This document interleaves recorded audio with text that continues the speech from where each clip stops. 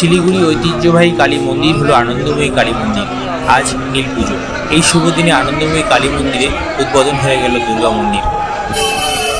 ফিতে কেটে মন্দিরে শুভ উদ্বোধন করেন মেয়র গৌতম দেব।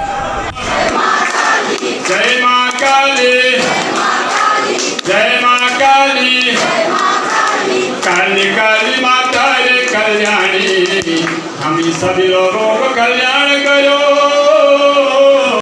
অবশেষে সেই ঐতিহাসিক মুহূর্ত আসন্ন।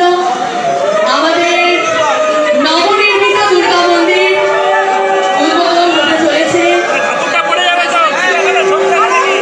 আমাদের মধ্যে এসে উপস্থিত হয়েছে শিলিগুড়ি মহানগরী গৌতম দেব মহাশয়, এসেছে ডেপুটি মেয়র রঞ্জন সরকার মহাশয়, এসেছে 4 নম্বর বড় চেয়ারম্যান জয়ন্ত সাহা মহাশয়, এসেছে লাইফ ক্লাব অফ শিলিগুড়ির প্রেসিডেন্ট সীমা সাহা মহাশয় এবং তার সাথে মহারাজা